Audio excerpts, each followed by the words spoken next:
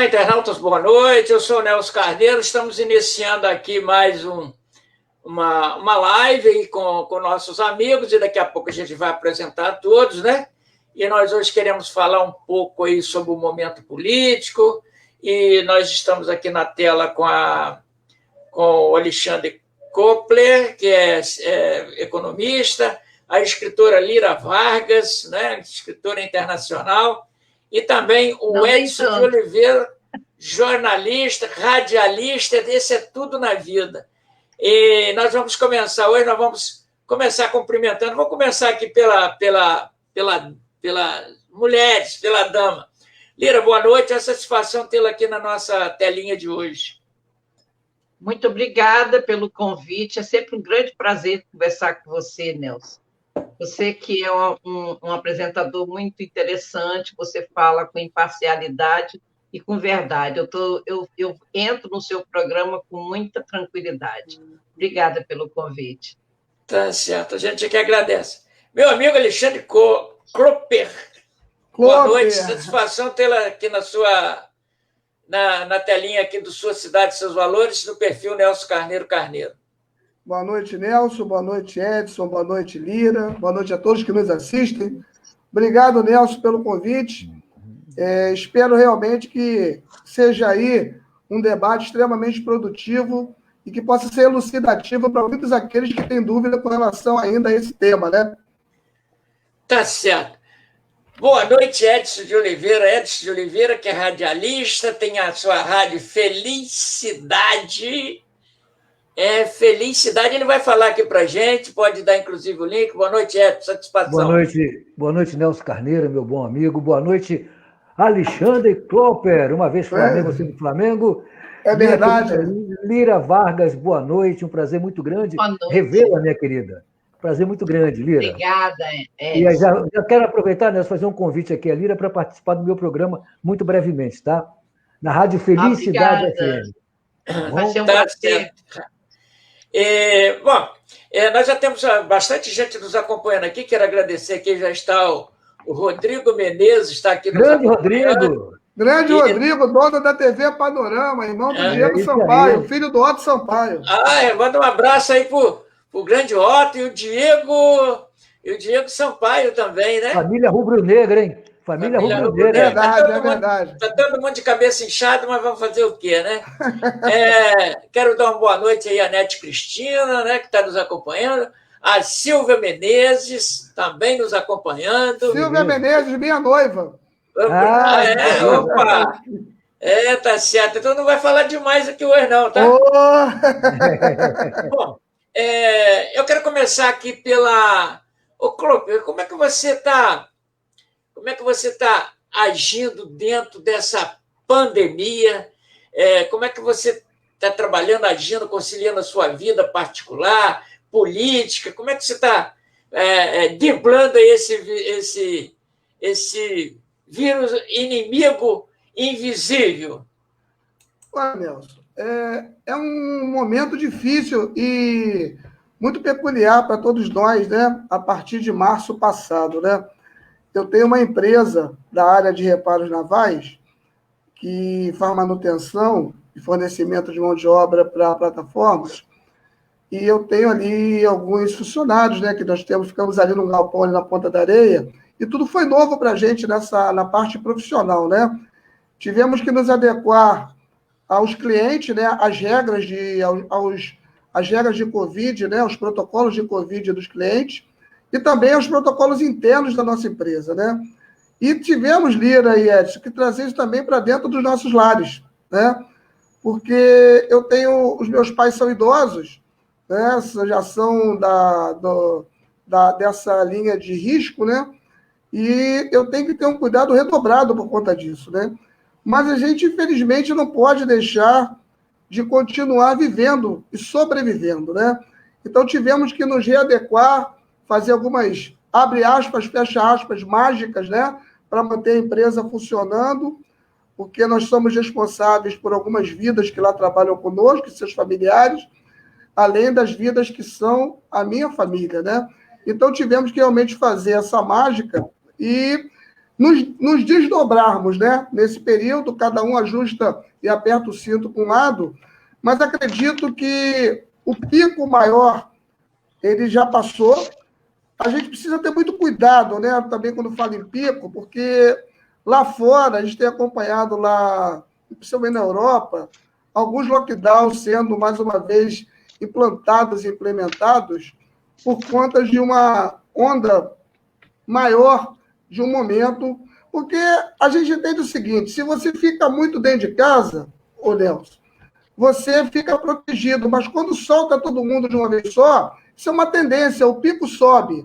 Daqui a pouco você prende todo mundo, o pico desce. Daqui a pouco você solta todo mundo, o pico sobe. Isso fica num gráfico oscilando, né, para cima e para baixo, que é muito complicado, né?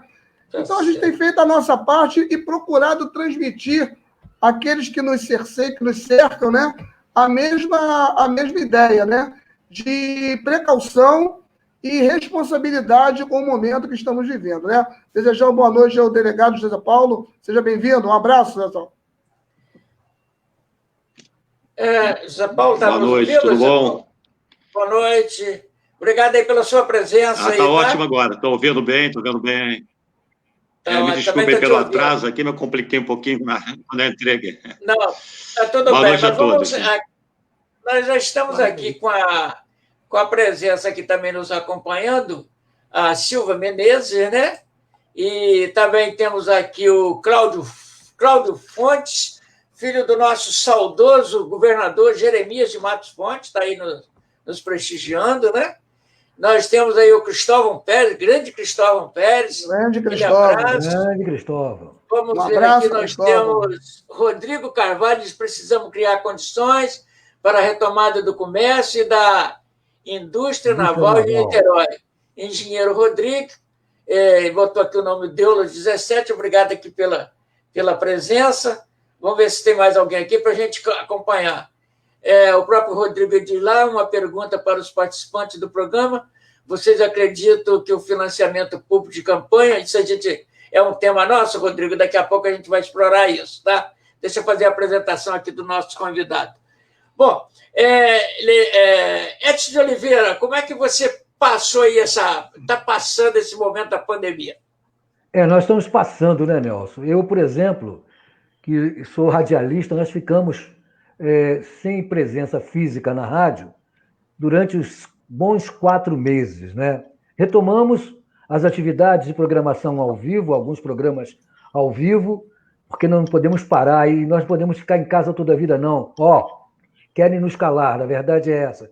Mas, com todos os cuidados, seguindo os protocolos, nós estamos voltando às atividades paulatinamente, devagarzinho. Eu não gosto de falar nisso, tal de novo, como é que é? Novo recomeço, novo... Lockdown. Não gosto de falar nisso. Nova onda, né? Segunda onda. Vem agora uma tal de segunda onda. Novo normal. Um novo normal. Novo normal. Eu não gosto disso, não. Para mim é tudo normal. Acontece que o vírus é malandro. Ele tem medo de urna eletrônica, rapaz. Porque ele vai se esconder agora nas eleições. Estão dizendo que logo depois das eleições ele volta com tudo. Isso é uma brincadeira que fazem com o povo, rapaz. Não é? Mas a gente está tocando o barco, vamos em frente, com fé em Deus, né? E pedindo essa proteção muito especial do nosso Senhor Jesus Cristo para todos nós. Tá certo. Bom, Lira Vargas, a mesma pergunta, né? Porque você sabe que a gente tem que driblar esse inimigo invisível, a gente não sabe se ele está ali na esquina, se está no elevador, e se está na beira da praia. Como é que você está levando isso aí? Mas a gente está tocando barco. Sinceramente, eu estou encarando com muito cuidado. Eu tive um exemplo gravíssimo na minha família, não chegou a óbito, graças a Deus, mas foi um susto muito grande. Inclusive, eu botei ontem no LinkedIn e no Face uma crônica que eu escrevi, um leão em forma de vírus ou um vírus em forma de leão. E a gente se assusta agora com o espirro de alguém, com a tosse de alguém, né? Tossiu, a gente já fica com medo. Eu estou levando com cuidado, mas não deixei interromper muito a minha rotina. Eu visito meus filhos, visito algumas amigas, eu vou ao shopping, às lojas, com cuidado, né? Tomando muitos remédios preventivos, suplementos de vitamina, e a máscara aqui ainda é o maior indicador, né? Tá certo. Bom, José Paulo Pires, boa noite mais uma vez e obrigado pela sua presença. E como é que o nobre amigo está enfrentando aí tudo isso aí? Sei que você está na rua, num trabalho árduo politicamente, fazendo caminhada, organizando agenda. Como é que está tudo isso? Boa noite, meu amigo Nelson. Muito obrigado. É uma honra participar do seu programa sempre, né? Boa noite aos meus queridos colegas, também convidados, a Lira Vargas, o Edson Oliveira e o Alexandre Klopper. Grande abraço para vocês, aos ouvintes também, um grande abraço. Bom, você mesmo falou, né? Como eu sou delegado de polícia, eu trabalhei efetivamente todos os dias durante essa pandemia. O que eu acredito realmente é que houve um uso dessa pandemia por conta de questões ideológicas de alguns municípios e estados. E isso, para mim, agravou bastante o problema, né? Não foi tratado de uma maneira uniforme. Evidentemente, o federal ele tem essa dificuldade de gerir todos os 5.600, aproximadamente, municípios no Brasil. O governo federal, junto com os estados, criar, né, um grupo de trabalho para realmente administrar essa questão de controle do fluxo de pessoas nas ruas e também das questões dos medicamentos, para que justamente alguns municípios não exagerassem nas medidas adotadas, as medidas preventivas adotadas. Nós tivemos alguns municípios com 0 caso de Covid e que implementaram, em algum momento, o lockdown. E outros que tiveram muitos casos e fizeram um isolamento parcial, né? Uma adoção, medidas preventivas parciais. Com isso, aconteceu o que aconteceu, por exemplo, na Argentina, que foi lockdown total, 6 meses, e agora, inicialmente, teve resultado, e agora, com resultado péssimo, um dos recordes de casos de Covid em todo o mundo, né? Na Europa também, alguns casos desses graves, mas eu sempre acho que as ações comedidas, ponderadas dos governantes é a melhor estratégia. A gente não pode exagerar nas medidas de prevenção ao Covid, porque isso aí impacta diretamente na economia, e também não podemos flexibilizar de uma maneira plena, porque isso pode, sim, acarretar uma transmissão maior da Covid.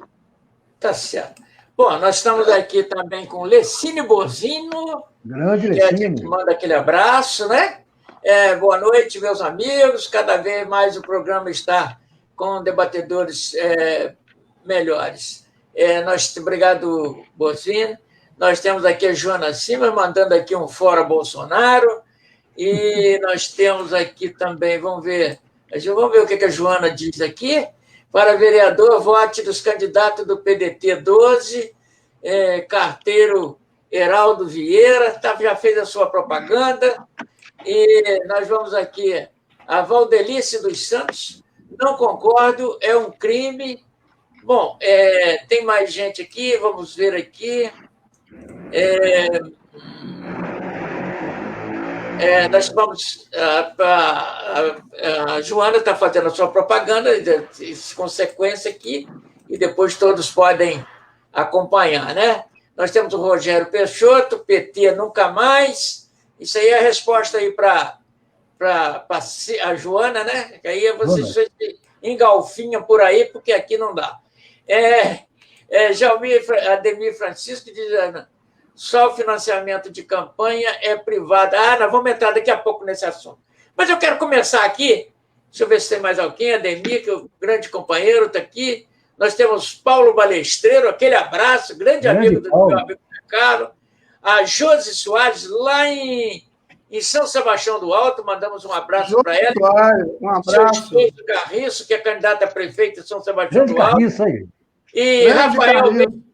aqui mais uma vez, PT nunca mais. Bom, mas nós vamos lá. A crise que nós vamos encontrar aí na frente, nós sabemos, o Alexandre, que nós temos aí os prefeitos se preparando e está todo mundo aí nessa situação. Nós já estamos com 14 milhões de desempregados, o país vinha com 13, depois baixou 1 milhão, depois agora voltou, desfez toda aquela situação de desemprego. Como é que você está vendo isso aí? Nós vamos ter já se fala em melhoria da economia. Como é que você está vendo isso aí, Alexandre? Olha, Nelson, no pico da pandemia, por volta de final de maio, início de junho, estão me ouvindo aí bem? Está sem som, hein, Nelson? Alô, está me ouvindo? Alô? Pode falar aí. Estou ouvindo bem. Estou ouvindo bem. Então, no pico da pandemia, ali no final de maio, início de junho, tá? Nós tínhamos aí uma expectativa de ter um PIB em forma de negatividade, um PIB negativo de menos 6,4%. Passado o mês de agosto, já existe uma estimativa de terminarmos com um PIB negativo em 5%, o que, teoricamente, já demonstra um crescimento pequeno da economia e pelo menos 1,4% em relação o pior cenário que se estimava lá no final de junho, né? Obviamente que com o advento da pandemia, a produção ela caiu, obviamente, em muitas empresas, e a nossa economia ela girou pouco, entendeu? Tem um barulho aí no celular. Tem um celular. Pode continuar, meu filho. Tá, vamos lá, senão a gente não... E aí, a gente agora entende que em 2021 a gente precisa ver como vai ficar esse cenário. Eu estou no ar. Eu estou no ar. Dessa especulação. Aqui, desculpa, perdoa. Dessa expectativa da vacina que vai se apresentar ao mundo, né? Para que nós possamos entender o cenário econômico, não só no Brasil, mas principalmente em todo o mundo, né? Porque o problema não está só dentro do Brasil. Mas eu vivo no Brasil, eu quero resolver os problemas do Brasil. Não. A economia ela gira de uma forma mundial. Não adianta, você não consegue resolver internamente os problemas se lá fora você continuar com o problema. Então, você precisa resolver o problema de uma forma macro. E quando você resolve de uma forma macro, pensando de uma forma macro, obviamente que aí sim, os economistas que hoje estão no governo, diga-se de passagem, o Paulo Guedes foi meu professor na FGV em 2001, né, é um liberal, e eu sigo essa linha dele, né, a linha da economia liberal. O Paulo Guedes, certamente, junto com a sua equipe, que é extremamente competente, vai encontrar um meio da gente poder voltar de uma maneira gradual e palatina ao crescimento. Talvez não 3%, 4% ao ano, mas começando ali 0,5%, 0,8%, atingindo a 1%, para chegar no final de 2021, iniciar 2022, de uma forma muito melhor do que estamos terminando esse ano, entendeu? Sim. Mas o Edson, o que está acontecendo com o Edson? Edson, está me ouvindo, Edson? Edson, está me ouvindo? Edson, você está me ouvindo, Edson? Bom, o microfone dele, pelo que eu vejo aqui, está desligado, né? Edson, está me conseguindo me ouvir? O Edson, está conseguindo? Bom, enquanto lá resolve o problema do Edson, Mas, José Paulo, olha só, você que está aí acompanhando projetos aí de, como se diz, de candidatos, então, como é que você está vendo? Há uma preocupação com relação a isso no programa dos candidatos? Eu acredito que deve ser uma preocupação, né? Com certeza, né? É até um complemento da questão que você colocou anteriormente. A economia mundial e a brasileira também, e as municipais, elas foram impactadas por conta da pandemia. Alguns municípios restringiram menos, né? E com isso o comércio sobreviveu melhor.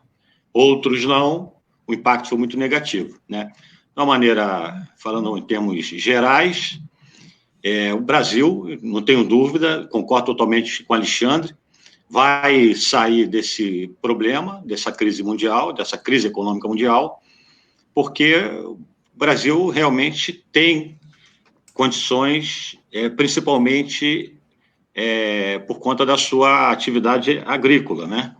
Então, isso vai realmente beneficiar bastante o Brasil, que houve uma demanda maior dos produtos agrícolas no mundo todo. Então, com isso, creio que o Brasil vai ter uma condição melhor com relação aos outros países. Em relação tratando das questões regionais, os municípios, por exemplo, Niterói, nós perdemos 8.000 empregos aqui e centenas de comércios foram fechados. Impactou por conta do envolvimento da ideia ideológica que o governo daqui de Niterói possui. Então, com a restrição maior, ocasionou uma perda maior na economia local. Sei. Bom, nós estamos aqui nós estamos tocando em assunto geral, daqui a pouco nós queremos entrar no assunto do fundo de campanha eleitoral, que é um valor astronômico, e daqui a pouco. Mas nós estamos fazendo uma avaliação aqui, mas percebendo o nosso convidado, como é que ele está, se há uma preocupação ou se não, com relação à crise econômica e financeira que os próximos prefeitos, né, vão enfrentar. Lira, como é que você está vendo isso aí, Lira? Você tem boa expectativa com relação a uma crise mais atenuada, ou tem algum pessimismo com relação a isso? Olha só, eu não gosto de falar em pessimismo, sabe? Eu acho que, enquanto a vida, enquanto a empresários interessados, honestos, e alguns políticos honestos, eu acredito que a coisa pode melhorar. Eu vejo um cenário muito triste em Niterói e Rio de Janeiro, centro do Rio de Janeiro, quando eu deparo com aquela região do Saara que tinha milhões de pessoas transitando ali, e mesmo antes da pandemia já tinha lojas fechadas. Eu vejo em Niterói esse cenário se formando há uns 2 anos para cá, de lojas se fechando. Então, a pandemia veio complicar? Veio sim, mas a coisa já está há 2 anos para cá, ou 3, que já estava acontecendo de lojas fechando. E eu torço, ainda torço, que entre pessoas sérias, com um mínimo de patriotismo. Ao contrário dos países desenvolvidos, os políticos são patriotas. Eles querem que a sua cidade desenvolva, ele quer botar seu nome na história com respeito. Agora, aquele político que entra para comprar fazendas, para ter 2, 3 amantes, para ter iates, realmente nós vamos deparar com cenários depravantes, como a gente vê no Nordeste, como a gente vê, nem precisa no Nordeste. Aqui no interior do Rio de Janeiro mesmo, você vai no subúrbio, você vê 75% de bairros sem saneamento básico, escolas caindo pedaço. Então, meu otimismo é que entre pelo menos meia dúzia de gente que tenha patriotismo. Basta isso, não precisa nem ser honesto. Se ele for patriota, ele vai ser honesto, ele vai trabalhar a favor do Brasil. Mas enquanto tiver essa mentalidade de dar dentadura para comprar um voto, meu amigo, nós vamos sofrer isso há muito tempo. Nós tivemos 5 pandemias no mundo, e a pior delas foi a gripe espanhola, e a Espanha superou. No Brasil, fazer o quê, né? É esperar, ter otimismo, que entre gente séria. Só precisamos de pessoas patriotas, que amem o Brasil, só isso. Tá certo. Meu amigo Edson de Oliveira, você deu uma caída, só para te alertar o seguinte, que você não estava nos ouvindo, mas todos estavam aqui conectados, o probleminha era aí que até você caiu mesmo. Mas e aí, como é que você está, a sua expectativa aí para esse futuro quase presente aí, porque nós vamos trocar de administradores, muitos locais, outros não, mas como é que você está vendo aí o próximo ano 2021? Rapaz, toda eleição nós temos a esperança de que alguma coisa possa mudar positivamente. É a nossa esperança. Senão não valeria a pena ir à urna eletrônica. Aliás, urna eletrônica é outro assunto que a gente vai ter que debater, hein, Nelson? Mas a gente ir às urnas para votar, se não for a esperança de melhores dias. Não é? E nós vemos isso, e como a Lira falou, dá pena de você passar... Aqui em São Gonçalo, especialmente, particularmente, centenas de lojas que anteriormente, até março, estavam funcionando muito bem, hoje estão com as portas cerradas. Lamentavelmente. O uso ideológico da doença, do vírus chinês, é que veio trazer esse problema sério para o Brasil. Não, estou citando São Gonçalo, porque é aqui que nós vivemos. Mas o Brasil inteiro sofreu isso, né? Esse uso ideológico, político, de malversação de dinheiro público, de malversação da verba que veio para trazer medicamento e conforto para os doentes, foi mal usado e embolsaram mesmo, na cara de pau, safados, sem vergonhas, canalhas, prefeitos e governadores. Por isso que seria o ideal jamais votar num prefeito que te fez perder o emprego, que fechou a loja da tua rua, que fechou a sua loja. Jamais votar num cara desse, porque usou politicamente para ferrar com o trabalhador, acabar com o empresário que sua tanto, investe tanto, um profissional liberal que tem as suas contas para pagar, ficou sem trabalho. Por quê? Porque usaram politicamente um problema sério de saúde pública, né? E usaram isso para vamos dizer assim, para combater, vamos dizer assim, a Brasília, o presidente, essas coisas. Infelizmente, é isso que nós vemos aí. Então, esses canalhas, esses safados, sem vergonhas, governadores e prefeitos, que fizeram você perder renda, perder seu emprego, esses não merecem seu voto jamais. Eu falo nesse tom político mesmo, viu, Nelson? É dessa forma. Bom, estamos lembrando que, às vezes, nós temos dinheiro para tudo, né? Temos dinheiro para bancar a diversão, fazer grandes propagandas e uma publicidade maravilhosa, enquanto a gente imagina o seguinte, que, como foi dito, se gastou, alguém gastou dinheiro com seriedade, produziu o resultado. Agora, aqueles que enganaram, e hoje tem até dinheiro na poupança, eu vi uma resenha de um grande jornalista dizendo dos milhões que já estão em poupança, dinheiro que era para ser gasto no atendimento aos contaminados aí do coronavírus, né?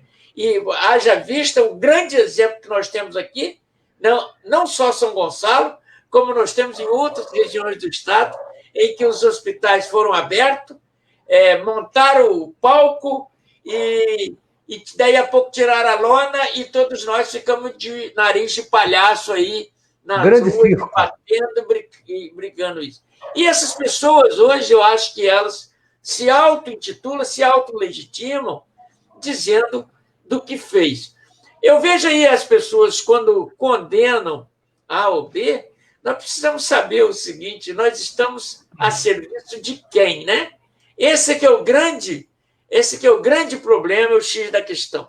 E como o delegado falou ali, daquela situação que não foi bem administrada. Agora, a Lira tem razão. Antes da pandemia, com o desemprego de 13 milhões de pessoas, porque ninguém aguentava mais aquela situação toda, nós vimos o corredor da Alameda, só um dia, de um lado eu encontrei 79 lojas fechadas, e no outro dia 49 do outro lado. Então, Lira, não tem cristão, não tem proprietário, não tem ninguém que possa resistir isso. E outra coisa, se vocês concordam comigo, eu que discuto política há mais de 21 anos, nós percebemos que tem muitos municípios que quer o empresário para depená-lo. Ele não dá incentivo, o delegado. Ele não dá um incentivo. Esse exemplo nós vivemos em São Gonçalo. Esse exemplo, às vezes, não vou dizer muito em Niterói, porque Niterói é uma outra situação, mas também pode estar nesse sistema. Eu sei que São Gonçalo é o seguinte, é aquele negócio, e muitos municípios, é aquele negócio, o cara gosta de comer ovos todos os dias, mas mata a galinha de véspera. Como é que ele vai comer o ovo no outro dia? Né? Vai faltar ovos, com certeza. Bom, meu amigo Alexandre é que tem mais autoridade para falar, tem bastante autoridade para falar isso, que além de empresário é economista. Mas vamos voltar aqui. Nós queremos ver para vocês o seguinte: quando estava começando a pandemia, também se discutia o fundão.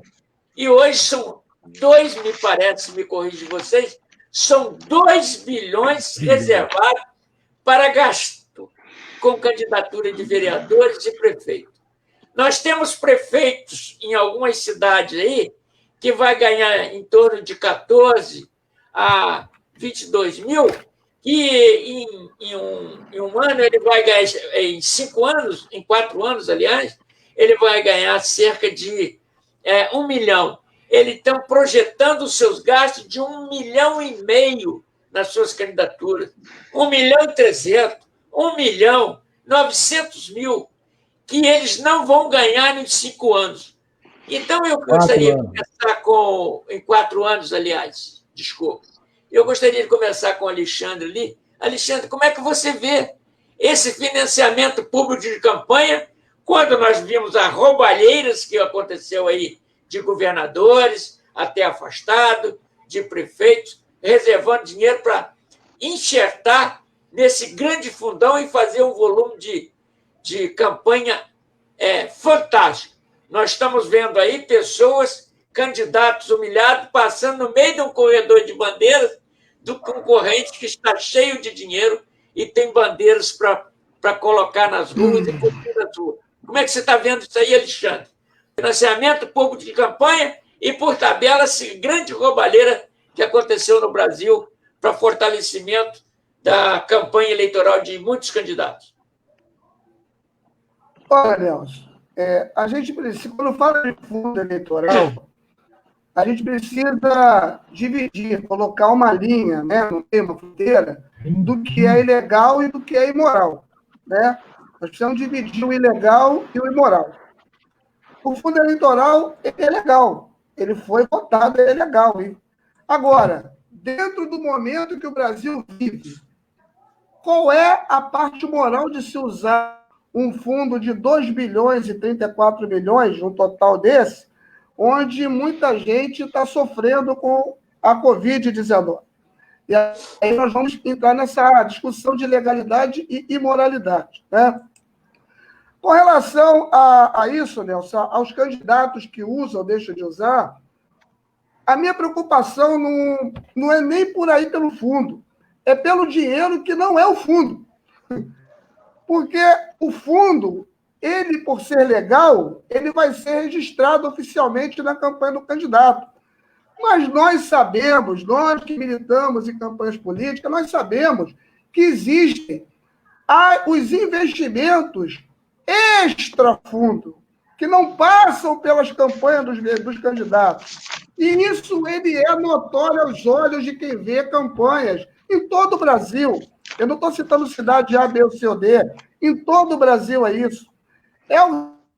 Tem interesses em ter alguma beleza no governo de A, B, C ou D, que faz investimento que ainda existe, com toda essa fiscalização, infelizmente ainda existe, né?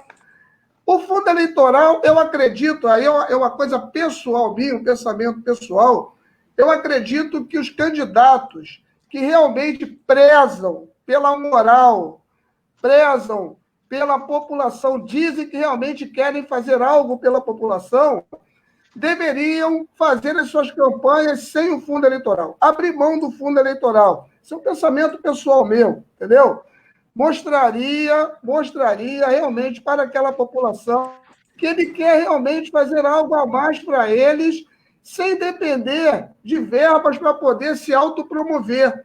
Porque a autopromoção, ela realmente, você foi muito feliz quando disse, candidatos com campanhas bilionárias visuais, enquanto outros sem nada para poder competir. A concorrência continua de uma forma desproporcional e desigual, porque uns têm muitos, outros têm poucos e outros têm nada, né? Você tem os partidos, por exemplo, que não conseguiram alcançar a cláusula de barreira em 2018, lá na Câmara Federal, e que nem direito a fundo tem. Cito aqui rapidamente o DC, a Rede, o PMN, né? São partidos menores que não conseguiram ter direito a esse fundo.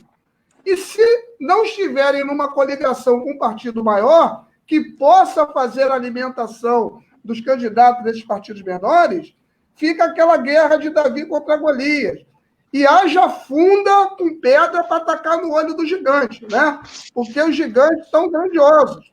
Então, eu quero só reiterar, Nelson, que a minha preocupação não é o fundo eleitoral, porque é uma coisa legal. Infelizmente, o que tinha que se fazer para bloquear o fundo não foi feito em abril, né? No Congresso, não foi feito. Em dezembro se votou pelo fundo, em abril não se rejeitou a não utilização, não se votou para a não utilização do fundo, pelo contrário. Queriam até aumentar. Tinham 23 deputados que queriam até aumentar de 2 para 3. É que não passou. Então, uma vez passado, entramos nessa linha tênue da divisão entre legal e moral. Eu volto a dizer que, na minha concepção, acho que todos deveriam ter as suas formas pessoais de fazer a sua campanha, com alguma limitação. Eu vou limitar uma candidatura até o valor X para prefeito e para vereador, mas com seus recursos próprios. E aí, meu amigo, aquele que infelizmente não tem recurso, tem que partir sem recurso, mas sem usar dinheiro público. Vou dar só um exemplo. Eu fiz aqui um exercício aqui. Em Niterói, por exemplo, que é a terra do delegado Zé Paulo, entre primeiro e segundo turno, o prefeito vai poder usar quase 8.640.000 para se eleger. Em São Gonçalo, quase 4.370.000 para se eleger, né? E aí é um fundo que não volta mais para o cofre do Tesouro. Pelo contrário, daqui a 2 anos ele é renovado para uma nova candidatura agora a deputado, governador e presidente. Isso é complicado, né? Tá certo. Bom, eu essa semana até também eu fiz uma pergunta sobre isso e disse: o fundo é legal. O fundo é legal. Quem gastar não está cometendo nenhum crime. Mas, meu amigo José Paulo, eu vi há poucos dias não, agora, recente, porque a campanha é curta, né? E uma coisa de bandeira de um lado e do outro, um corredor, e um candidato mergulhando ali por baixo. Ainda fizeram a fotografia do próprio coitado, que está nessa competitividade, né?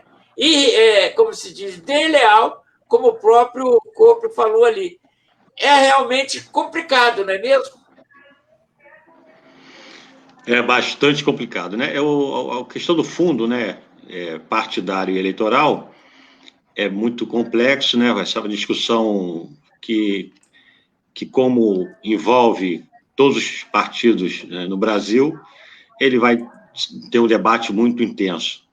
Mas, assim, eu creio que realmente deva existir um recurso do Estado, né? Justamente por conta dessa dificuldade de alguns partidos menores, conseguirem um auxílio, uma ajuda para as suas campanhas, respectivas campanhas. Como eu falei, existe fundo partidário, que é dirigido especificamente para os partidos, né, administrarem lá esqueci o nome aqui, seus diretórios, e o fundo eleitoral, que é para justamente fazer a campanha, né? Dependendo do número de deputados, você recebe determinado valor. É proporcional, né? É proporcional. 2% para todos os partidos, 2% do total, é dividido igualmente para todos os partidos, e 98% você vai depender do número de deputados, estaduais e senadores. Então, é uma complicação muito grande. E aí o Alexandre, mais uma vez, foi pertinente quando falou das dificuldades dos pequenos partidos. O nosso partido, por exemplo, o PMN aqui em Niterói, não recebeu nada de fundo eleitoral. E aí você vê um partido como do atual gestor aqui, junto com todos os demais partidos que integram a força do candidato do governo, recebeu 8 milhões de reais. Caramba. E não só com relação ao partido, com relação ao fundo, mas com relação também ao tempo e televisão. Então, é uma catástrofe você querer competir com forças políticas tão fortes assim. Acho que tem a ver com a questão do número de partidos. Realmente, são muitos partidos. Alguns partidos, se não a maioria, tem dono, o sujeito faz o que quer, então ele, eventualmente, se ele receber, ele distribui esse valor da maneira que ele quiser, e esse é o grande problema também, porque o partido, o nacional, o diretório nacional, que determina o percentual que cada diretório municipal estadual vai receber. Agora, houve uma interferência do TSE, que alguns candidatos estão recebendo diretamente esses valores por serem de determinados segmentos, né? Os negros, as mulheres, mulheres negras recebem estão recebendo até diretamente esses valores, quer dizer, o partido está sendo obrigado a repassar determinado valor, o que é bastante interessante. Mas, enfim, para concluir, creio que tem que ter o fundo, o sistema misto, né, que é o fundo eleitoral bancado, né, pelo Estado, e também uma doação feita pelos particulares, mas tem que ter regras, regulamentos que determine melhores distribuições desses valores. Bom, nós estamos aqui falando com o Alexandre Cooper e também com o José Paulo Pires, a Lira Vargas, né? E nosso amigo Edson de Oliveira. Mas, Lira, é um contrassenso, a gente pensa, embora sendo legal, mas a gente vê do aspecto ético-moral. Por exemplo, nós passamos aí, nós sabemos que antes das eleições, anos a fio, a gente vem vendo as pessoas não terem nem macas para ser transportados nas ambulâncias, porque as macas estão tomadas nos corredores, né, com as pessoas que são socorridas, que quando chegam nos hospitais não tem nem leito para serem abrigados. O que ocorre?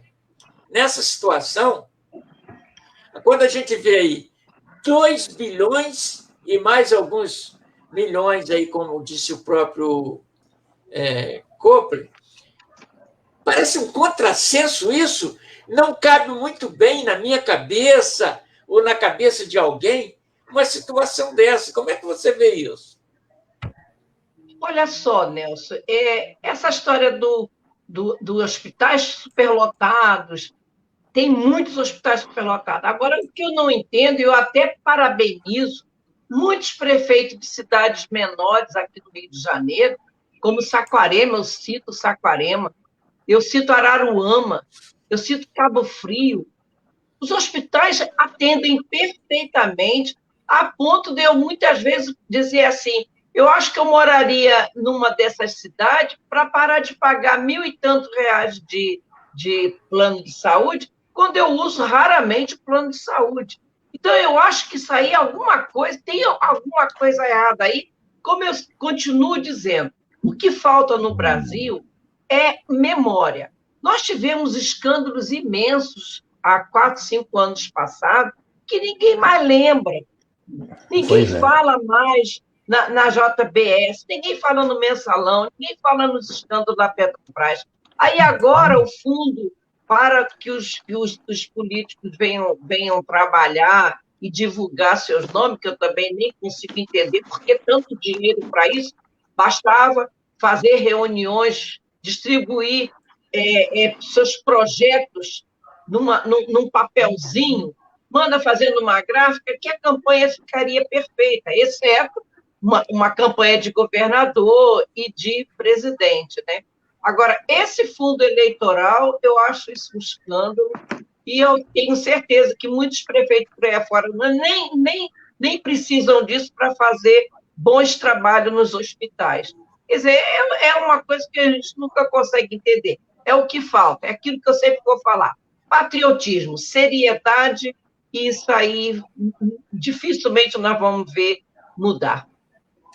Bom, eu não acredito na juventude, né? Quando eu olho aí para o pessoal mais jovem, aí, da geração aí, 30, 40 anos, eu fico entusiasmado, porque a minha geração política, delegado, a minha geração política é um bando de bandidos. Horrível. Os velhos, tudo tarado, né? Agora, os velhos tudo tarado, né? 75 anos igual a mim, a maioria dos que foram presos, todos da minha idade. Eu peço desculpa à população, né? Mas, delegado, dá voz de prisão à minha geração toda. Ô, geração de bandido. Delegado. Ainda bem que eu não sou da sua idade. Está só ouvindo, né? É porque eu sou mais novo aqui, porque a live, se a gente falar em paralelo, ninguém ouve. Mas, Edson, vamos lá, Edson. É porque eu sou mais novo aqui, aí eu fico observando você. Os seus cabelos não negam. O meu cabelo não nega. Seguinte, todo mundo sabe que esse fundo eleitoral, lá de 2015, foi criado para moralizar a questão das doações de empresas e empresários para o fundo de campanha eleitoral. Mas não moralizou nada, piorou. Eu creio isso, que piorou, até porque ninguém presta conta de nada. E um detalhe muito importante, esse é o pior de tudo. Esse dinheiro desse fundo foi tirado da saúde, foi tirado da educação, foi tirado do serviço público, foi tirado do atendimento à população. Nós, povo, nós, contribuintes, nós estamos bancando essa canalice toda, aprovada por esses deputados, a maioria corruptos, comandados por um corrupto. Então, eu acho que nós é que estamos, na verdade, bancando isso tudo, continuamos bancando igual palhaço, como você falou, Nelson, no circo. Quando terminar a eleição e nós elegermos aquele que vai nos representar, a gente coloca, careca já tem, então coloca só o nariz de palhaço para ficar bacana, porque nós é que estamos bancando isso tudo, Nelson, infelizmente. E tem gente aí que acha graça disso. Eu não acho graça nenhuma, entendeu? Eu acho que é uma vergonha esse fundo eleitoral, esse fundo partidário, é uma vergonha, uma vergonha. Nós pagamos para sermos roubados. É isso. Eu falo assim. Tá bom? Tá certo. Bom, Nós estamos aqui, tem muita gente aqui participando conosco, eu estou arrastando aqui para a telinha, né? As pessoas estão aproveitando aqui para dar seu informe, que é candidato, isso faz bem, eu sinto bem com isso, com a democracia, eu acho que é isso que está aí. Quero aproveitar até os políticos que estão aqui nos acompanhando. É o seguinte, o que acontece? Nós não estamos aqui, nesse momento, querendo condenar ninguém, nós só estamos achando que alguma coisa tem que ser repensada neste país. E eu costumo dizer, meus amigos, que o Brasil começa na hora que eu saio do meu portão, eu já tenho as dificuldades. Eu quero saber o meu Brasil, eu quero a minha rua. Até tem um advogado, não um delegado, não, que delegado não plagia ninguém, né? Eu falo isso há mais de 20 anos e tem um vereador aí na nossa região que descobriu isso. Olha, o Brasil começa na minha rua. Eu achei legal. Se eu tivesse registrado, eu diria que está me plagiando. Mas, graças a Deus, eu não preciso de questionar ninguém. Eu acho que a palavra dele está certa. Ô, Lira, você quer retocar alguma coisa que eu te cortei aí, para a gente passar para outro tema? Não, só falar que eu torço que a nova geração, que não seja sobrinho dos passados, porque monarquia já ultrapassou, né? Que entre gente nova, com patriotismo, com seriedade, com amor ao país, só isso. Porque, como você falou, a 3 metros do meu portão começa o Brasil. Tá certo. Bom, eu quero dizer o seguinte, que quem tem 75 anos igual a mim, não fica triste comigo, não, porque eu também estou me colocando, estou me incluindo aí, eu não estou incluindo também tudo. É óbvio que nós temos pessoas de boas índole, uma questão ética, nem todo mundo. Claro. Nós não podemos exigir ninguém que seja ético 100%, mas pelo menos que seja do razoável, para que a gente suporte. Delegado José Paulo Pires, vou começar com você agora. Como é que você vê o quadro político nesse momento? As propostas dos prefeitos, as propostas... Eu estou vendo vereador aí que eu acho que é o seguinte, ele está roubando até a cadeira de prefeito, está prometendo que vai fazer tanta coisa que eu estou achando que, se ele for eleito, o prefeito que assumir ao lado dele está perdido, porque ele está prometendo tudo que tem direito. E nós sabemos que, nessa hora, a gente sabe que nem aquele candidato está sabendo as suas atribuições diferenciar dos candidatos a prefeito. Como é que você está vendo o nível das propostas de vereadores e prefeitos na nossa... Vamos ficar aqui na nossa região, Rio de Janeiro, capital, aqui do Conleste. Bom, a gente tem um problema educacional muito sério no Brasil, né? Só para iniciar a minha colocação, hoje nós, no ensino fundamental, uma criança com terceira ou quarta série do ensino fundamental é analfabeto funcional. Isso é uma regra no Brasil. Infelizmente, é isso que nós constatamos, não eu, mas os estudiosos, e isso se encontra em várias pesquisas aí. Por conta disso, a gente tem candidatos de todas as classes, né? Econômicas, e sociais, educacionais, etc. Acadêmicas, etc.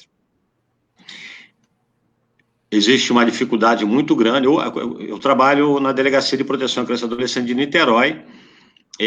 A gente já teve uma melhora muito grande, né, dos recursos humanos que estão hoje nas polícias, na militar, eu também posso dizer, e não só nas forças de segurança, mas também em todos os órgãos municipais, né, estaduais, federais. Isso também está ocorrendo uma melhora significativa. O político não precisa... na verdade, o político precisa comprovar que ele sabe ler e escrever o básico do básico. É isso que a gente exige hoje do político. Sinceramente, creio que deveria, sim, exigirmos mais uma instrução melhor né, uma capacidade intelectual melhor dos candidatos em geral. As propostas, alguns, eu conheço vários vereadores, aliás, candidatos, eu conheço centenas, inclusive, e tem alguns candidatos que nem proposta têm. Ele quer ser candidato, ele é escolhido, né? Ou ele se oferece ao partido, e aí nós temos a questão das cotas de 30% mulheres, que é uma dificuldade gigante. As mulheres não participam de uma forma efetiva do processo eleitoral, e existe uma dificuldade, todos os partidos tiveram dificuldade, aqui em Niterói, principalmente, para concluir a nominata. Foi uma situação muito difícil. Então, a questão cultural, né, de instrução educacional dos candidatos é bastante complicada, deveria, sim, ter uma melhora nessa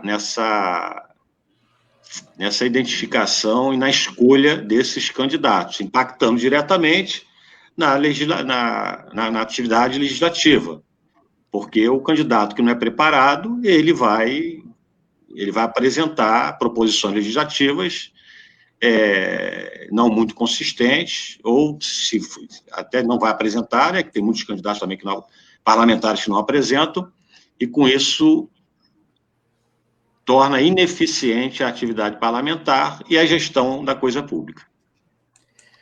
Bom, nós estamos falando aqui nós estamos debatendo aqui alguns assuntos interessantes, né? Tem alguns que até nesse momento é meio incomodativo a gente falar, mas eu acho que hoje nós estamos... Eu que fui lavrador e preparava a terra, nós tínhamos a época própria de preparar a terra, lavrar a terra e jogar as sementes naquele momento. Então, como nós estamos aqui com a classe política voltada para quem fala alguma coisa, eu acho que o momento é propício para isso, e nós estamos falando, pode ser algum assunto incomodativo, pode não incomodar nessa, mas na outra eleição nós podemos ver algumas situações, rever alguns posicionamentos. Mas, Alexandre, essa situação até que quando o delegado fala da cultural, que eu acho muito importante, que pelas nossas legislações, quem vota pode ser votado, mas muitas das vezes quem quer ser votado apenas sabe assinar o nome, não é isso?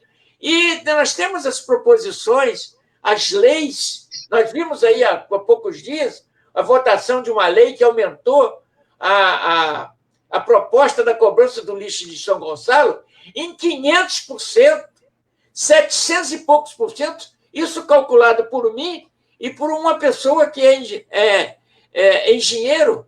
Então, chegamos a esse valor. E no dia da votação, para infelicidade minha, que eu nem gostaria de ter assistido, alguém dizendo assim, vou votar porque você falou, hein? Aí eu não sei se esse cara sabe, se esse parlamentar sabe ou não ler, se ele sabe interpretar o que vai acontecer com aquelas situações, se é constitucional ou não. Você acha que os candidatos deveriam ter melhor instrução ou não, ou podendo ser votados? Porque muitas vezes o cara é bom de favor, fazer um favor aqui, outro ali, mas na hora de legislar, que é o essencial, por exemplo, para o parlamentar, ele muitas das vezes não sabe. Como é que você vê isso aí? Dá uma ideia para a gente aí, da sua dança, da sua vivência. Olha, Nelson, eu vou concordar em grande parte com o que disse o Zé Paulo, tá? Porque a gente realmente precisa mudar a educação e a cultura das pessoas que vão às urnas votar. Ainda vivenciamos, no Brasil do século XXI, o voto do assistencialismo, infelizmente. Infelizmente, né? Se você pegar, vou pegar especificamente a cidade de São Gonçalo, que eu resido, hoje você tem mais de 1.000 candidatos a vereadores em São Gonçalo. Se você fizer hoje uma prova básica com eles e perguntar a eles quais são as funções de um vereador, eles já cauterizaram na mente deles legislar e fiscalizar o executivo, fazer leis e fiscalizar. Eles não pegam para ler uma Constituição, uma lei orgânica dos municípios e até interna das câmaras, né? Que não é só isso. Pela Constituição, um vereador tem 5 funções. Além de fiscalizar e legislar, ele tem a função de assessoramento, que ele assessora o executivo através de indicações parlamentares a gerir o município. Ele tem uma função administrativa, que é para poder fazer a administração da Câmara dos Vereadores, e ele tem uma função julgadora, que é para julgar os atos contrários à lei, praticados por prefeito, vice-prefeito ou pelos seus próprios pares da Câmara, que sejam tipificados em lei. Mas isso ninguém sabe, porque é mais fácil dizer que eu vou estar lá para fiscalizar o roubo. Aí entra uma outra coisa. Você olha os assessores que os vereadores levam para dentro da Câmara. Muito menos preparados do que eles, às vezes. Ele já não é muito bom. Ele leva os assessores muito menos preparados. Por quê? Porque ele não está levando assessor. Ele está levando os cabos eleitorais que conseguiram X, Y e Z votos para eles em determinados locais. E, com isso, você vai tendo cada vez mais políticos de qualidades ruins. E isso eu não estou falando especificamente só em São Gonçalo, eu estou me atendo a todo o Brasil. Então, quanto mais desenvolvida é a cidade, quanto mais desenvolvida é a população da cidade, os seus políticos também acompanham essa linha, porque a população não vai deixar o Zé da esquina, o Zé da couve, porque é um gente boa, que pega ali a família e leva para o velório, que dá cesta básica, ser eleito. E, nesse ponto, Niterói já está anos-luz de São Gonçalo. A Câmara de Niterói, ela tem se renovado, e ainda precisa se renovar mais, mas ela já está dando um banho de forma intelectual na Prefeitura de São Gonçalo. Aí eu volto a dizer, dentro daquela premissa, daquela provinha que você colocar para os balcões, você vai se surpreender. Eu não vou aqui dizer um número, mas eu quero aqui apostar que menos de 30% desses 1.000 estão habilitados a exercer hoje um mandato legislativo em São Gonçalo. Eu tenho certeza que menos de 30%. E aí você vai dizer, poxa, mas nós estamos de 300 para poder... Sim, são 300, mas são aqueles qualificados. Porque você vai avaliar um município pela sua Câmara e pelo seu prefeito, obviamente. E se você tem um prefeito esperto com uma Câmara totalmente inoperante, é corrupção na certa. Agora, se você tem um prefeito esperto com uma Câmara extremamente esperta, antenada, voltada para a legislação do povo, e quando eu falo povo, não é bairro, é povo. Porque o vereador que consegue um número maior de votação no bairro X, ele tem que entender que ele também é vereador do bairro YZ. Não pode existir curral eleitoral dentro da cidade. Esses tipos de currais eleitorais que existem em São Gonçalo especificamente acabam denegrindo e atrasando a evolução da cidade. E aí entra governo e sai governo e continuamos nessa mesmice. Cidade esburacada, empresas não vindo, empresas saindo. É uma migração somente... ex, né? Nunca é I, é sempre ex, sempre para fora, né? Ninguém vem, só sai. Então é muito complicado, né? Você pega ali essa assessoria dos vereadores, aqueles que cercam eles, e você vai ver que esses vereadores que têm uma boa assessoria são os que mais se destacam na Câmara. Não tenha sombra de dúvida. Então eu entendo que, se você tiver uma renovação de pessoas.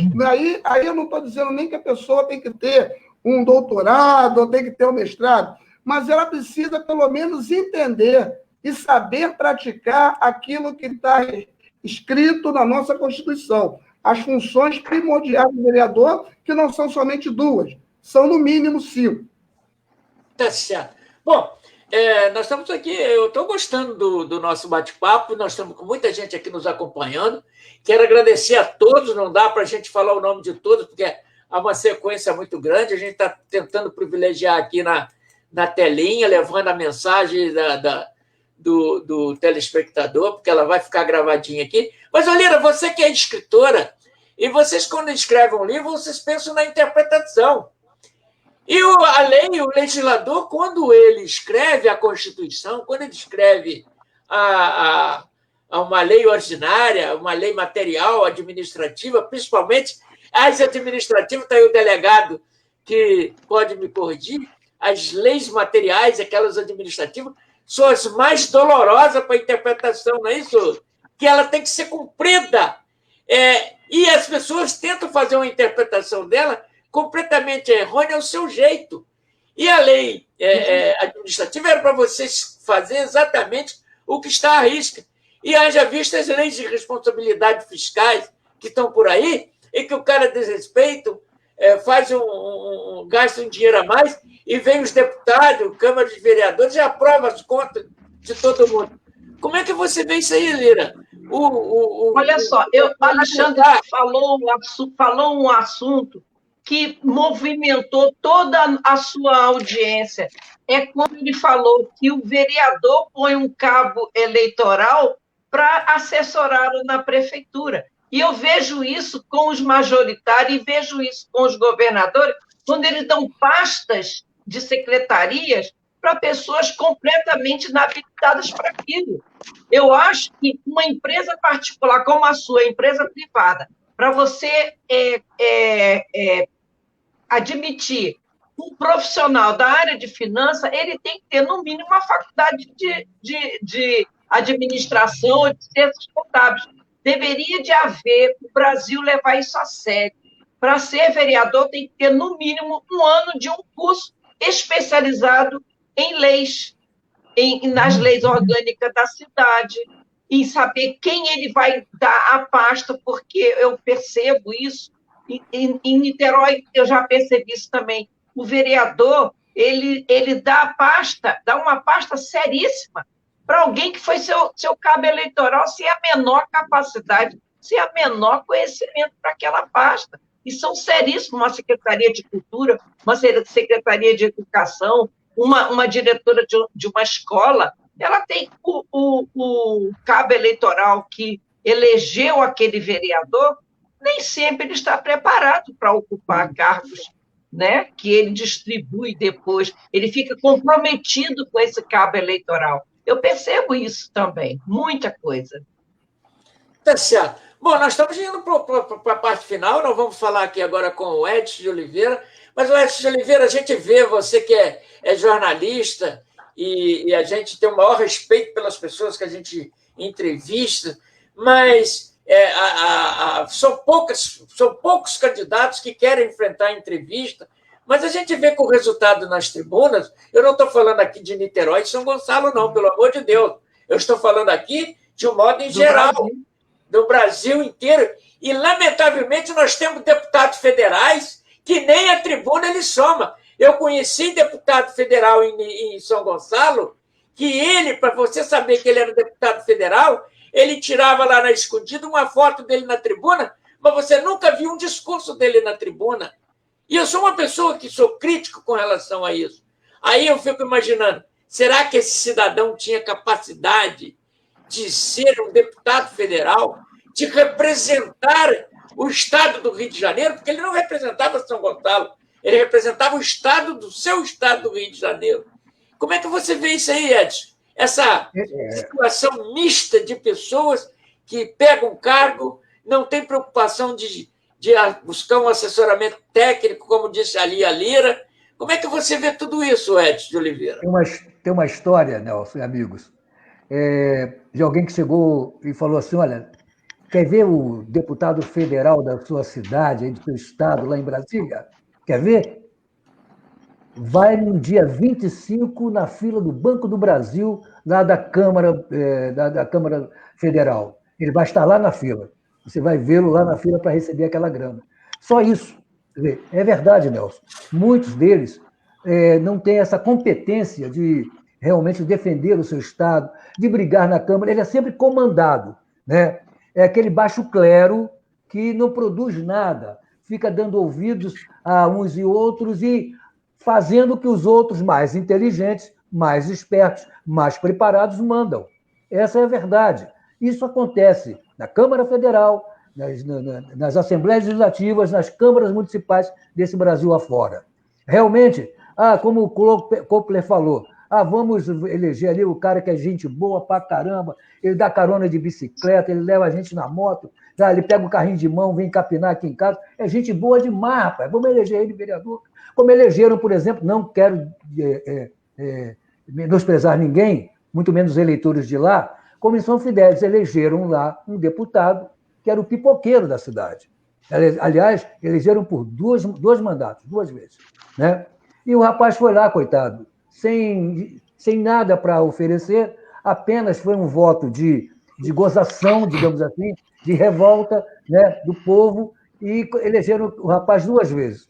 E o rapaz foi lá e serviu de massa, serviu de manobra para os mais inteligentes, os mais manobristas. Né? Ele foi manobra apenas. Então, isso não resolve a situação. Realmente, o delegado Zé Paulo tem razão quando ele diz que seria importante um aperfeiçoamento melhor da capacidade intelectual de quem se aventura, de quem quer ser um vereador, um deputado, concorrer a um cargo eletivo, majoritário ou legislativo. Enfim, eu acho que esse preparo, como o Kopler falou, e como a nossa querida Lira Vargas falou, deveria ter pelo menos, o interessado em concorrer a um cargo eletivo deveria passar, pelo menos, por um pequeno curso de administração pública, sabe? Um pequeno curso de conhecimento político. Esse curso, vamos dizer assim, lhe traria muito mais informações, ele saberia muito mais do que iria fazer lá dentro. Porque tem vereador que não sabe nada disso, o Kopler. Ele não sabe nem os dois principais que você falou aí. Sabe nada. Dá uma olhadinha, Edson, desculpa eu interromper, dá uma olhadinha aí do nosso amigo Zé Carlos Rocha, o que ele fala aí. Você lembra desse sim, vereador? Lembro. Amendoim, o vereador de amendoim. Quer dizer, coitado, foi para lá... Comprei muito amendoim dele no Alcântara. É verdade mesmo. Entendeu? Enfim, é esse tipo de eleitorado que a gente não entende. A gente não entende como é que a pessoa vai para uma urna eletrônica ou para uma urna eleitoral e vota numa situação dessa. Infelizmente, uma pessoa dessa sem a mínima condição de representá-lo legalmente. Eu acho que o delegado Zé Paulo falou muito bem a respeito disso, o Kopler falou muito bem a respeito dessa questão, e a Lira Vargas foi num ponto-chave que eu considero um pequeno curso, um curso preparatório para que esse sujeito possa se candidatar a um cargo eletivo. Sim, por que não?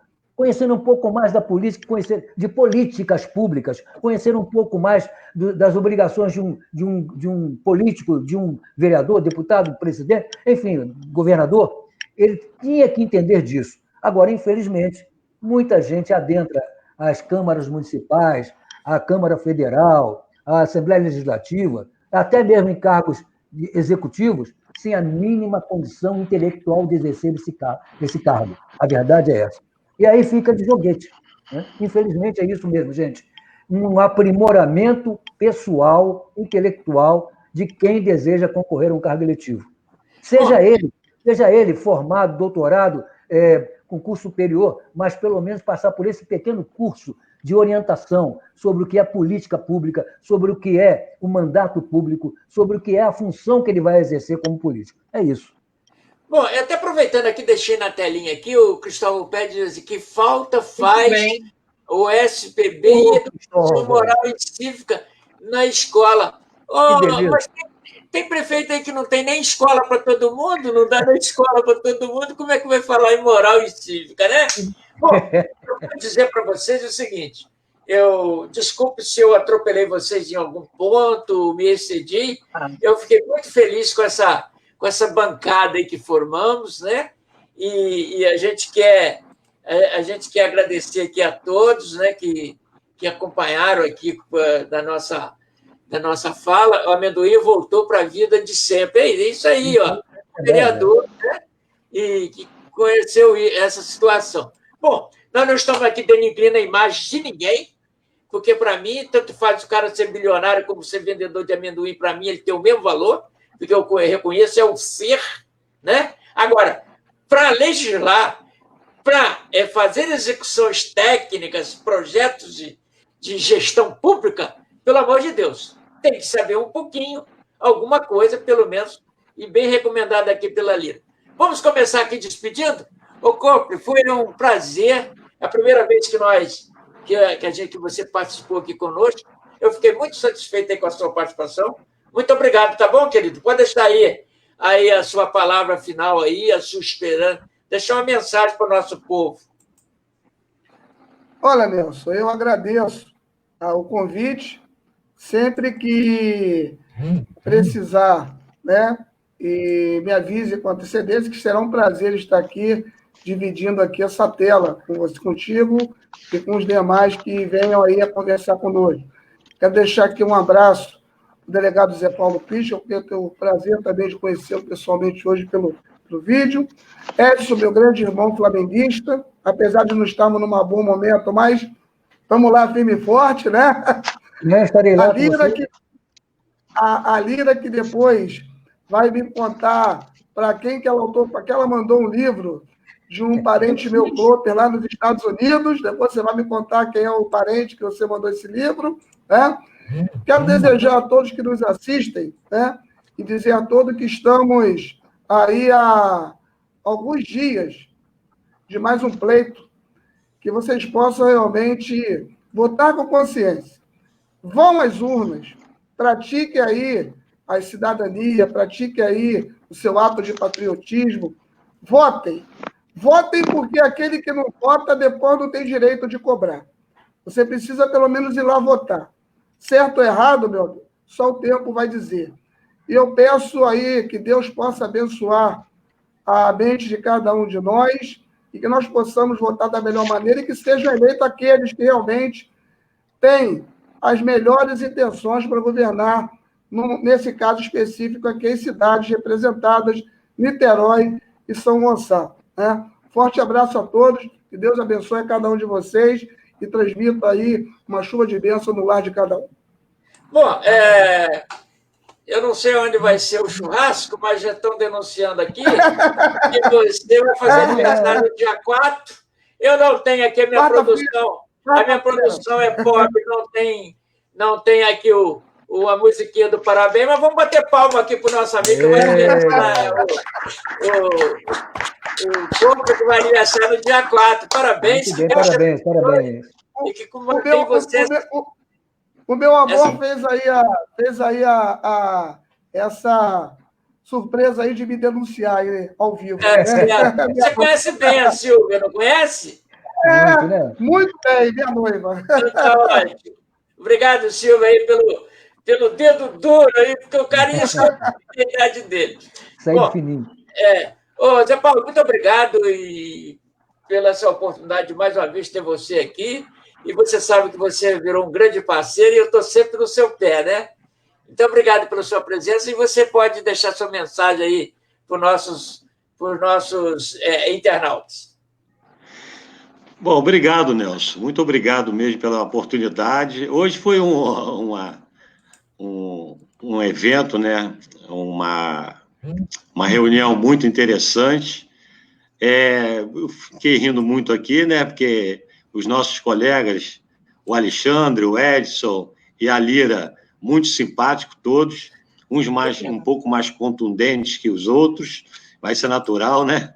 Isso é normal, isso que vale a pena. A gente tem que fazer realmente esse grande debate na política, das questões nacionais, estaduais, municipais. Mais uma vez, agradecer a você, agradecer aos queridos internautas. Um abraço aqui para o Ademir, que ele entrou, mandou uma mensagem para todos nós, meu amigo lá de trás, lá da UF.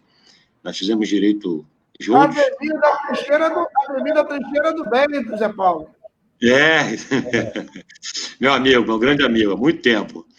E repetir, né? Foi uma grande oportunidade, gostei muito, foi um momento especial. e vamos debater mais, que é isso que a gente tem que fazer para levar informação, para a gente tentar fazer uma sociedade melhor, principalmente agora com as eleições do dia 15 de novembro. A gente tem uma grande responsabilidade, nós que nos comunicamos com as pessoas e sempre estamos falando, formadores de opinião, grande esperança do dia 15 agora para ter uma grande mudança, uma grande transformação da sociedade. A gente precisa tirar, como o Nelson falou, esses políticos que realmente estão devastando a sociedade, com interesse, objetivando, visando o interesse próprio. Então, realmente, grande oportunidade dia 15 e certamente nós vamos mudar muita coisa para melhor no nosso Brasil. Grande abraço para todos. Obrigado. Isso aí, eu acho que o processo democrático é isso. Por exemplo, eu discuto política há muito tempo, tenho minhas opiniões. Quando eu estou entrevistando, a opinião é do entrevistado. Quando eu estou num debate, eu também emito minha opinião, porque eu pago imposto e isso não sou de ferro, né? Agora, enquanto nós tivermos esse negócio fora Lula, fora Bolsonaro, e para encurtar o assunto, nós não vamos chegar a lugar nenhum, não é isso? Fora Dilma, fora... Não, nós temos que discutir. Fora Rodrigo Neves, fora José Luiz Nancy, isso não existe. Isso é incapacidade que temos. Me desculpe, mas eu estou falando aqui para todos, eu não estou falando para um. Eu estou falando isso, que eu acho que isso, quando nós não discutimos, é sinal que nós vamos ter sempre um governo que não queremos, porque nós não temos a capacidade de envolver e trazer. Esse negócio de fora é uma situação muito complicada. Eu nunca coloquei um fora para ninguém. Eu acho isso muito indesejável dentro de uma sociedade que se fala em democracia. Eu vejo um lado e outro hoje falando em democracia, mas os princípios básicos eles querem fazer com radicalismo. Me desculpe, mas eu não podia deixar essa oportunidade de falar essa situação. Lira, obrigado pela sua participação. É um prazer, sempre renovado, tê-la aqui na nossa tela. Você que é uma pessoa muito equilibrada, você se exprime em seus livros, suas crônicas. Muito obrigado, Lira. Obrigada a você. Parabéns à mesa, foi maravilhosa. O Alexandre, o delegado, o meu amigo aí, Edson, que eu amo tanto, e você também, que me ensinou a falar em rádio. Eu devo isso a você. O J. Carlos, que estava aí, deu uma mensagem, um grande beijo para ele, para sobrinho, para essa turma maravilhosa. E você tem razão, a gente precisa ser patriota, a gente precisa ser brasileiro, amar o nosso país. Fora não sei quem, fora não sei lá, não é isso que se resolve. Política se faz como social, não pessoal.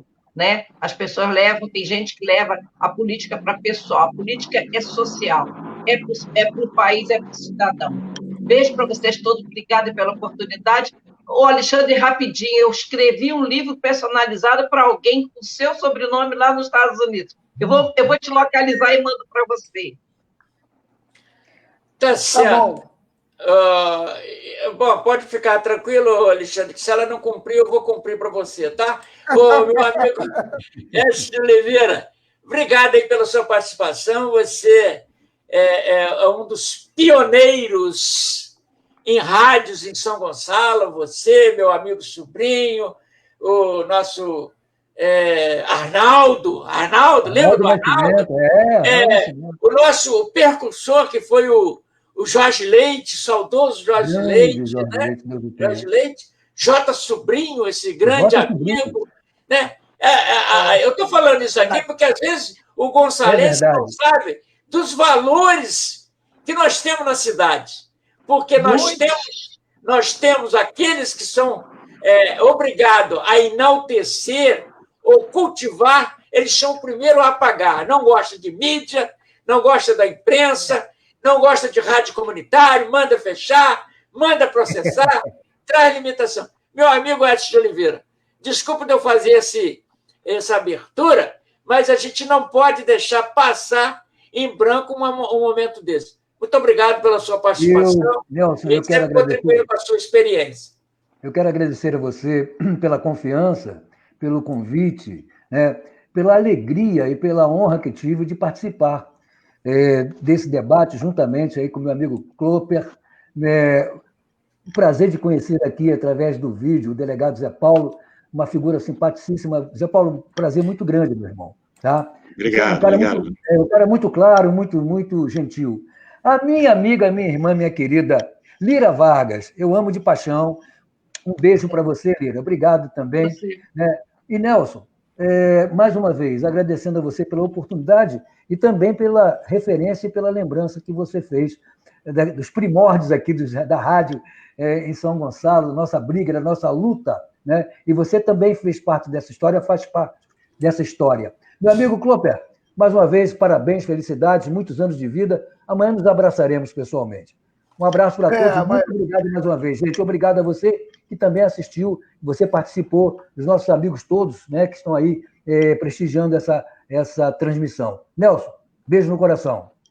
Olha, o Ademir Francisco, ele está aqui antecipando o aniversário do Corpo. Ele está querendo colocar ele mais velho, mais rápido.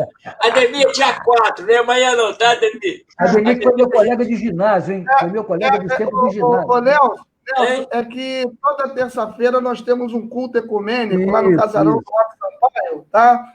E certamente amanhã ele deve estar se referindo ao parabéns dos aniversariantes do mês. E eu, como devo estar lá, eles devem fazer essa homenagem amanhã. É isso que o Ademir deve estar se referindo.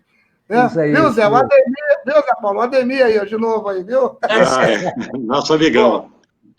Eu quero agradecer a todos vocês, penhoradamente, repetindo. Eu acho que as pessoas que nos acompanharam estão até agora escrevendo, deixando mensagem. Isso é muito importante. Eu acho muita valia as pessoas escreverem, deixar sua opinião, seja de esquerda, direita. O que interessa é o processo democrático. Eu tenho muito medo de um dia querer abrir uma telinha aqui e não poder. Eu querer falar no rádio e não poder. Eu querer escrever um livro e não poder. Esse é que nós temos que imaginar.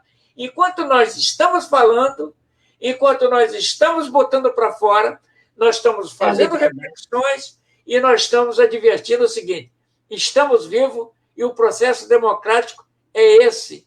É falar, gastar saliva e respeitar o direito de cada um. Obrigado, Cobra. Obrigado, delegado. Obrigado, Lira. Obrigado, Décio Oliveira. Fique com Deus e vamos, a vida que segue. Só um minutinho que eu vou terminar aqui e a gente fica em off aqui, tá legal? Ok.